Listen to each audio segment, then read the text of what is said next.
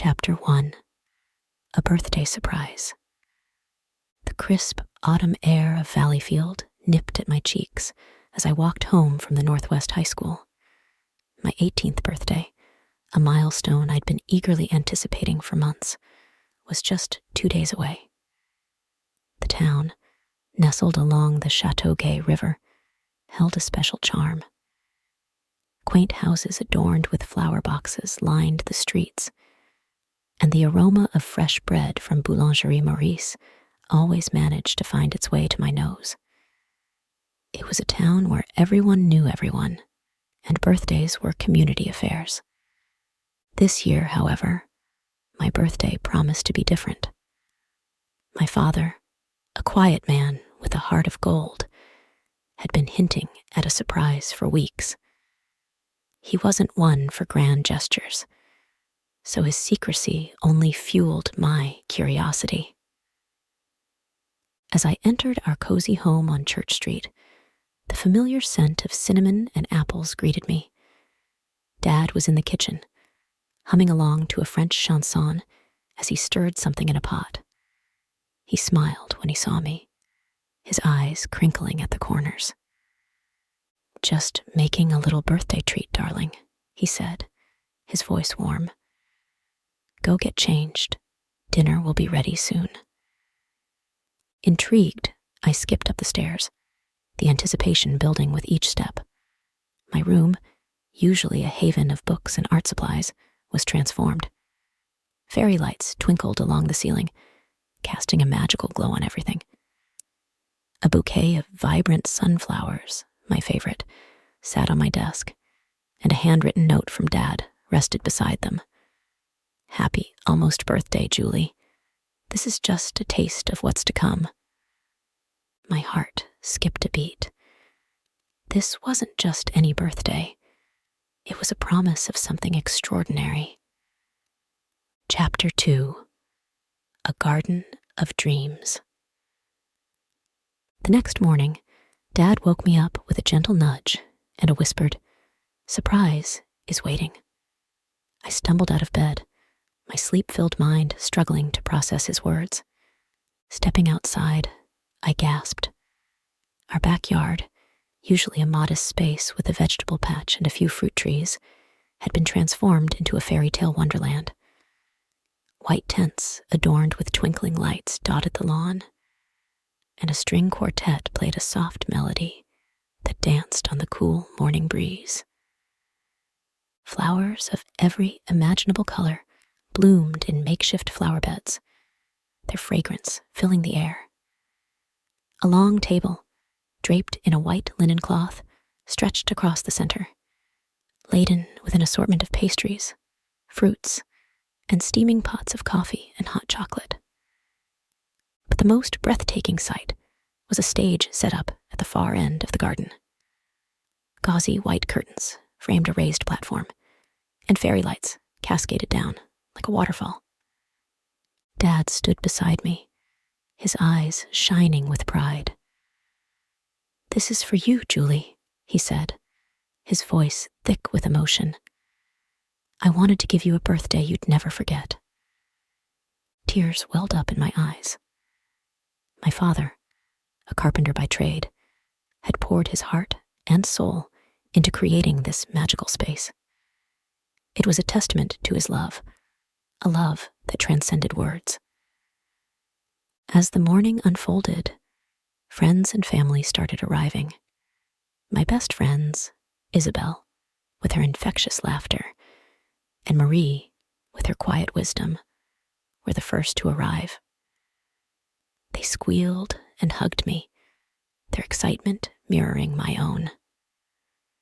Soon, the garden was filled with chatter and laughter. The air buzzed with the energy of loved ones gathered to celebrate. The string quartet played lively tunes, and the aroma of freshly baked bread from Boulangerie Maurice filled the air. Chapter 3. Gifts and Games. As the day progressed, guests showered me with gifts. Isabel gifted me a set of watercolors, knowing my love for painting the vibrant landscapes of Salaberry to Valleyfield. Marie, ever the practical one, presented me with a cozy scarf, perfect for the upcoming Canadian winter. My boyfriend, Mark, arrived with a single, perfect red rose and a shy smile that made my heart flutter. The afternoon was a whirlwind of games and laughter. We played capture the flag in the orchard, our laughter echoing through the trees laden with ripe apples. We had a water balloon fight, the refreshing coolness, a welcome respite from the warm autumn sun. As the sun began its descent, casting long shadows across the garden, the festivities shifted to the stage. My father, a man of few words, regaled the crowd with tales of my childhood, each anecdote punctuated by laughter and warm applause. He spoke of my artistic spirit, my love for learning, and my unwavering determination. Then it was my turn. I stood on the platform, my heart pounding in my chest. With a deep breath, I shared my dreams of studying art in Paris, a dream that had always felt just out of reach. The silence that followed was deafening. Then, Dad stepped onto the stage, a small velvet box clutched in his hand. He opened it, revealing a delicate silver necklace with a tiny Eiffel Tower pendant. "This," he said, his voice thick with emotion, "is for you to chase your dreams, Julie. Never forget that you are capable of anything you set your mind to." Tears streamed down my face as I embraced him, the weight of his love and support overwhelming me. In that moment, I knew that this birthday wasn't just about the celebration. It was a launchpad for my future, a future filled with the promise of dreams coming true. Chapter 4. A Dance Under the Stars. As dusk settled, the garden transformed once more. String lights twinkled brighter, casting a warm glow on the faces around me. A band started playing, and the air crackled with anticipation. The dance floor, a makeshift platform covered in white fabric, became the center of attention. Isabel pulled me into a wild waltz, our laughter blending with the music. Mark, his nervousness endearing, asked me for a dance, and we swayed under the canopy of stars, his hand warm in mine. As the night deepened, the celebration continued.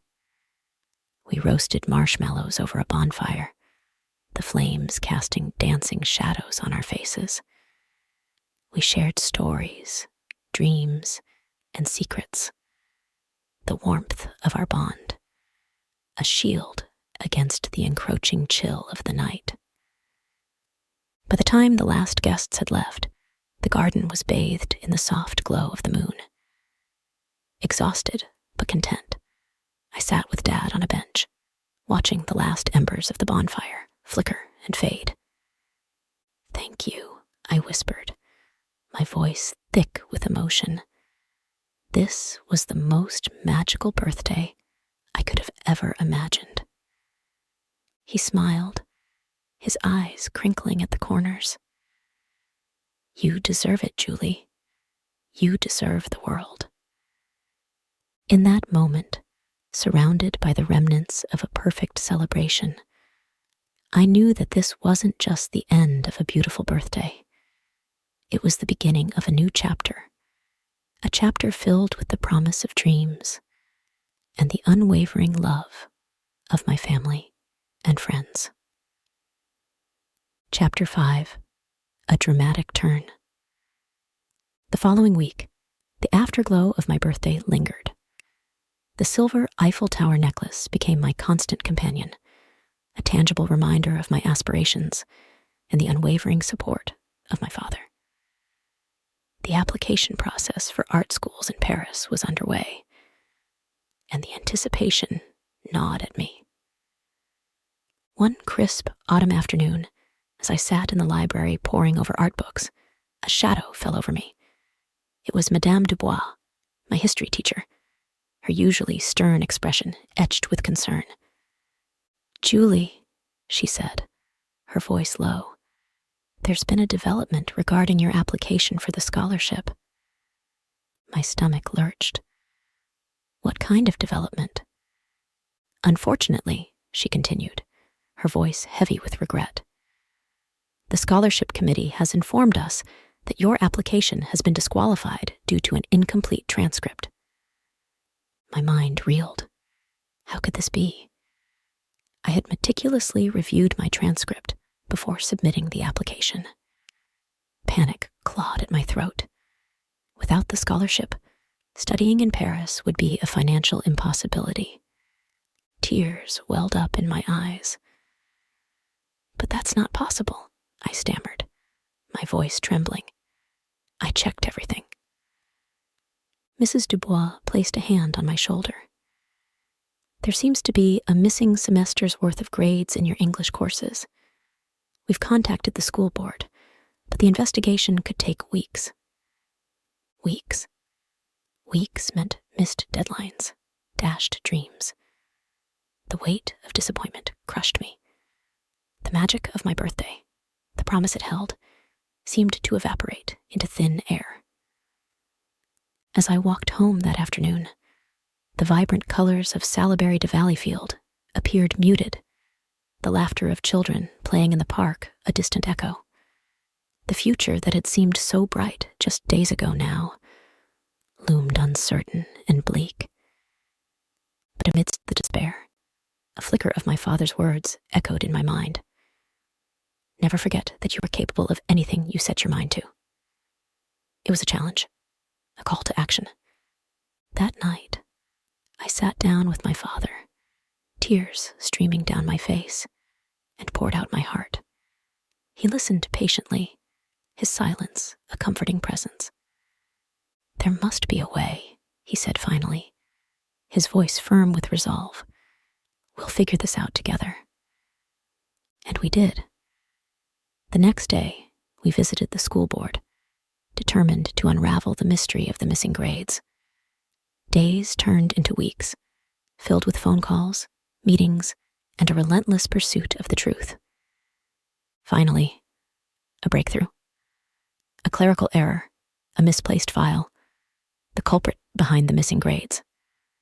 The scholarship committee, upon verification, reinstated my application. The relief was immense, a wave washing away the weeks of worry and despair. My dream of studying in Paris, once seemingly lost, was back within reach. The acceptance letter arrived a few weeks later, a tangible confirmation that my perseverance had paid off. The following months were a whirlwind of preparations: visa applications, apartment hunting, goodbyes to loved ones, each step a milestone on the path towards my new life in the City of Lights. On a crisp January morning, I stood at the airport, my heart a fluttering mix of excitement and apprehension. My father was beside me, his eyes filled with a quiet pride that spoke volumes. We embraced tightly, a silent understanding passing between us. "Go chase your dreams, Julie," he whispered, his voice thick with emotion. "The world awaits." As I boarded the plane, I looked back at him, a lone figure waving from the departure gate. The image of him, standing strong and unwavering in the face of adversity, became my anchor, a reminder of the love and support that had carried me through the storm. Paris was a kaleidoscope of colors, sounds, and emotions. The cobblestone streets, the grand museums, the aroma of fresh croissants wafting from corner cafes. It was everything I had imagined, and more. The art school, a haven for aspiring artists from all corners of the globe, became my new home. Days were filled with intensive studio sessions, exploring new techniques and pushing the boundaries of my creativity. Nights were spent wandering the city, soaking in its vibrant energy, and finding inspiration in the hidden corners and bustling avenues. There were challenges, of course. The language barrier, the unfamiliar culture, moments of self-doubt. But with each hurdle overcome, my confidence grew. I learned to navigate the metro system, to order a café au lait with a Parisian accent, to find my voice amidst a sea of artistic talent. Years later, standing in a Parisian gallery showcasing my artwork, I looked back on that tumultuous 18th birthday with a newfound appreciation. It wasn't just the celebration or the near-disastrous scholarship mix-up. It was the journey itself. The challenges faced, the support received, the unwavering belief in myself. These were the threads that had woven the tapestry of my life, leading me to this moment of fulfillment. My father's words, a constant echo in my heart, now held a deeper meaning. Never forget that you are capable of anything you set your mind to. It wasn't just a statement. It was a testament to the human spirit's ability to overcome adversity, to chase dreams with unwavering determination, and to find beauty even in the midst of unexpected detours. And as I stood there, surrounded by my art and the city that had become my muse, I knew that the journey, with all its twists and turns, had been the greatest gift of all. Paris wasn't always sunshine and croissants. There were moments of loneliness, especially during the first few months. The language barrier, though slowly fading, still presented hurdles in everyday interactions. The city's fast pace, a stark contrast to the slower rhythm of Salaberry to Valleyfield, could sometimes be overwhelming. But amidst the challenges, there were also unexpected joys. A chance encounter with a fellow artist in a hidden Montmartre cafe led to a lifelong friendship. A solo exhibition at a small gallery in the Latin Quarter, the culmination of months of tireless work, instilled in me a newfound confidence. And then there was Mark, who, after a whirlwind romance that blossomed during his semester abroad, decided to follow me to Paris. His unwavering support and infectious enthusiasm became my anchor, a constant reminder that I wasn't alone in this adventure. Years passed in a blur of artistic exploration, personal growth, and the constant push to refine my craft. The city, with its rich history and vibrant artistic scene, became an endless source of inspiration. I learned to capture the essence of Parisian life in my paintings, the quiet beauty of a hidden courtyard, the bustling energy of a street market, the fleeting moments of joy shared with loved ones. One day, a prestigious gallery owner, Monsieur Dupont, stumbled upon my work at a local exhibition. He was captivated by the raw emotion and unique perspective I brought to my art. He offered me a solo exhibition at his renowned gallery, a dream come true for any aspiring artist. The opening night was a whirlwind. Friends, family who had flown in for the occasion, and art enthusiasts filled the gallery, their murmurs of appreciation a symphony to my ears. My father, his eyes shining with pride, stood beside me. His presence, a silent testament to the journey we had shared. As I stood there, surrounded by my art and the people who had supported me along the way, a wave of gratitude washed over me. The challenges, the detours, the moments of doubt, they had all shaped me, pushed me to grow, and ultimately led me to this moment of triumph. Looking back, that 18th birthday, with its promise and unexpected complications, marked a turning point. It was a reminder that life rarely unfolds according to plan, that detours can be blessings in disguise, and that the greatest strength lies in the unwavering belief in oneself. And as I continued to chase my dreams, brushstroke by brushstroke, I knew that the journey, with all its twists and turns, was the greatest gift of all.